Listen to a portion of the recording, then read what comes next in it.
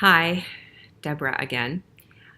I had some more thoughts, and I wanted to give you a few more ideas that I woke up with this morning on the shift. The shift from what we don't want to feel, because we feel like it's in the way of maybe being our most composed or balanced or um, even authentic self. And what happens is when we try to push away that shadow, it actually comes back, sometimes even stronger. So, one of the things that I was thinking about is what if you were to embrace that reactive tendency that you don't want to feel, that you don't want others to see? And there's a few ways to do that, whether it's accepting it and saying, aha, there you are again. Yep, my people pleasing is high and active, and even saying it out loud allows it to lose its power. It'll diffuse the energy behind it. If you're trying not to be controlling or autocratic or whatever, perfectionistic, every time we try not to be something, it actually creates an extra energy underneath it to push it forward. And the more we try to keep it down, the more it's going to show up. So sometimes just saying, oh my gosh, I have to let you know that, I'm in this leadership development thing. And one of the things I'm working on is exactly this. This is a trigger for me. So let me revamp, let me restate, or can we take a break right now and come back in 5 minutes so I can get a chance to shift around this. Actually stating it allows you to create trust, and it's that courageous authenticity. The other piece is the more we push away what we don't want others to see about us, they're going to see about us. So I want to make sure that that is an area that you can, if you have the option and if you're in the place to do that, I highly suggest that you just say, wow, there it is again. And can I have just a minute? I want to revamp that in my mind.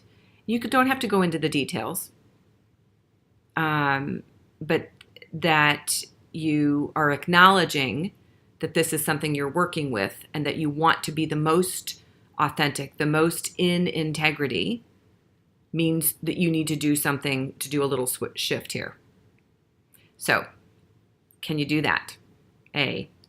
Second is there's a big tie to being grounded that allows you to come back into your body. And I want to make sure that I give you that quick and easy tip of feeling your feet. Wiggle your toes in your shoes. I like to actually bring my toes up and down and just go, yep, I'm here. I'm connected to the earth and I'm safe. Another way of grounding is to put your hand on your heart. Maybe if you're underneath a desk, you can put your hand on your belly, cueing your body to safety. Besides the breath, right? The breath is always going to be key to slow you down and come back to you. So feeling your feet. Oh, the other piece that is really amazing that works for me is to notice beauty. Notice the other person's eyes. Notice a piece of art on the wall. If you have the option to look out a window and see nature in its beautiful imperfection, because nature isn't always perfect, especially on some of these winter days we're having, right? So noticing nature, noticing beauty brings you back to what's important, brings you back to a bigger picture that's outside of that younger, immature, reactive part of you that's wanting to take over and run the show. That got an extra underline with a ding there with my timer. Let's see, so there's feeling your toes, noticing beauty or nature, your hand on your heart and your belly or both, and cueing your body to safety, rocking, just a small, tiny bit, doesn't have to be major, but allowing your body to know that we're safe as we shift from that reactive younger part right? The next piece I want to talk to you about is about the really knowing that it's okay to have this reactive tendency and that this younger part of you just needs acknowledgement.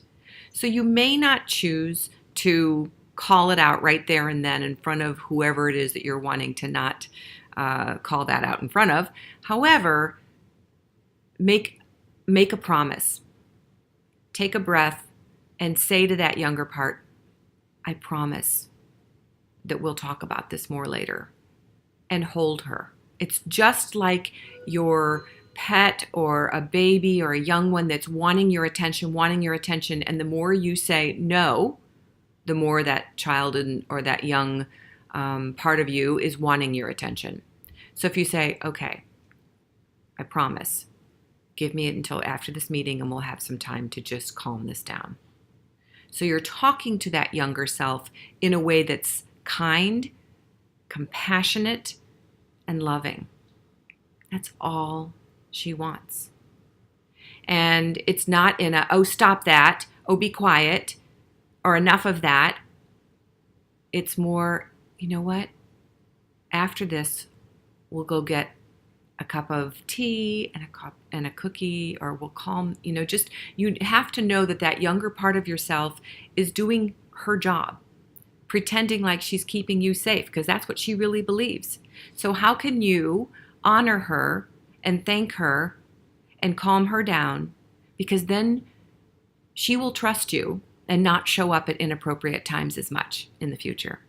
So there's a way of talking to that younger self and calming her down that will allow her to support you in shifting quicker in the future when this tendency arises.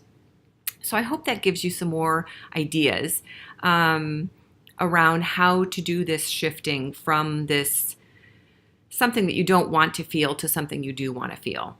And as soon as you feel that rise of tension in your body, that means this is the warning. You have lots of options. Grounding, acknowledging, taking a break, breathing into it, and loving it are all great options.